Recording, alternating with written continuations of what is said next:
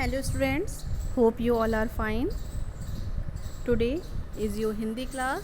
So all of you please open your Hindi book Sadhana class 5 lesson number 3 page number 13. पाठ का नाम है सबसे जहरीला कौन। पाठ नंबर 3 सबसे जहरीला कौन। आप सबने ओपन कर लिया। आइए अब हम लोग सबसे पहले पाठ को पढ़ते हैं कि पाठ में क्या कहा जा रहा है। पंडित सोमदत्त की विद्वत्ता और बुद्धिमानी की धूम चारों ओर थी। उनके ज्ञान और विवेक के समक्ष बड़े बड़े विद्वान भी पानी भरते थे। वे जहाँ जहाँ जाते उनका स्वागत ज़ोर शोर से होता। पंडित जी ज्ञानी थे मगर उतने ही विनम्र और शांत भी थे। वह अपने ज्ञान को प्रदर्शन की वस्तु नहीं बताते थे। पूछे जाने पर ही शांत भाव से अपनी बात कहते थे। उनके इन्हीं गुणों से प्रभावित होकर राजा जनार्दन सिंह ने उन्हें अपने दरबार में जगह दी थी। एक बार दरबार में विचार विमर्श हो रहा था। तभी राजा जनार्दन सिंह बोले, क्या आप लोग बता सकते हैं कि कौन सा प्राणी ऐसा है जिसका काटना सबसे अधिक कष्टदायक है। प्रश्न सुनकर दरबार में थोड़ी देर के लिए शांति छाई रही।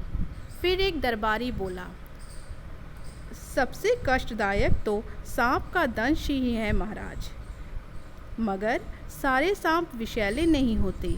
बस नाग और करेत इन्हीं के कांटे का इलाज नहीं हो पाता। दूसरे दरबारी ने ये बात काटते हुए कहा, मेरे विचार से तो कुत्ते का काटना सबसे बुरा है। सेनापति का विचार था। ऐसा ना कहें सेनापति जी, कुत्ता तो मनुष्य का मित्र है। वह हमारे घरों की रखवाली करता है। कोतवाल ने कहा। धीरे धीरे अनेक विचार आए। मक्खी से लेकर सांप, बिल्ली, कीड़े मकोड़े आदि सभी प्राणियों की चर्चा हुई जो काटते हैं। राजा जनार्दन सिंह सभी की बातें शांति से सुन रहे थे। अचानक उनका ध्यान पंडित जी की तरफ गया। पंडित जी को शांत मुद्रा में बैठे देख राजा बोले, पंडित जी इस बारे में आप क्या सोचते हैं। पंडित जी बोले, महाराज मेरा मत इन सभी से भिन्न है। मेरे विचार से तो दो प्रकार के मनुष्य हैं जो काट लें तो बहुत कष्ट होता है। मनुष्य नाम सुन ही सबको चौंकाने के लिए काफ़ी था। किसी और ने ऐसा कहा होता तो दरबार में ठहाके लगते, मगर पंडित जी के सामने देख किसी ने ऐसी हिम्मत नहीं की। राजा चकित हो बोले, पंडित जी आप अपनी बात को थोड़ा स्पष्ट करें तो ज़्यादा अच्छा होगा। सोमदत्त बोले, महाराज दो प्रकार के मनुष्यों का काटना जहरीले प्राणियों से अधिक खतरनाक है। वे हैं निंदक और चापलूस।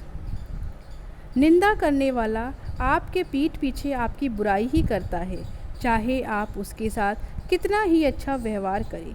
निंदा करना उसका स्वभाव बन जाता है और वह निंदा करके आपकी छवि को खराब करने का भरसक प्रयत्न करता है। सोमदत्त की बात का प्रभाव सभी पर पड़ा था। सोमदत्त ने आगे कहना शुरू किया, दूसरा है चापलूस। यह आपको सर्वगुण संपन्न बताकर आपके अहंकार को बढ़ाता चलता है। वह आपके अहंकार को इतना बढ़ाता है कि आप स्वयं को श्रेष्ठ समझ बैठते हो। राजन, सांप के काटने से जान बच सकती है, मगर निंदक और चापलूस का काटना जीवन भर दुख देता है। सारे दरबार ये बात सुन चकित था।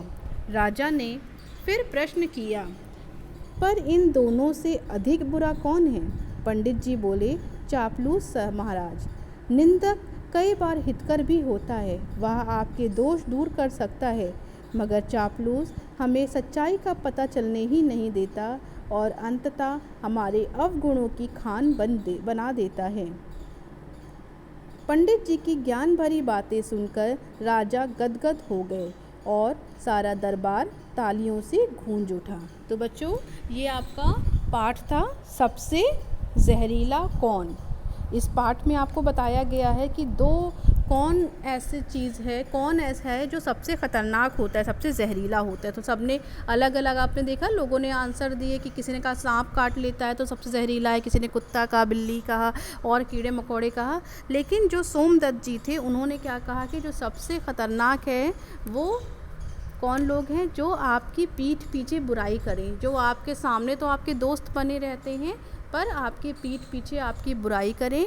ऐसे लोगों का काटना या ऐसे लोगों की कही हुई बातों का जो असर होता है वो सबसे ख़तरनाक होता है। और दूसरा कौन, चापलूस, जो आपकी कमियों को बता के आपकी हर बात में आपकी बड़ाई करता रहे। तो हमको इस तरह के लोगों से बचना चाहिए और ख़ुद भी कोशिश करनी चाहिए कि हम इस तरह के व्यक्तित्व को ना अपनाएं।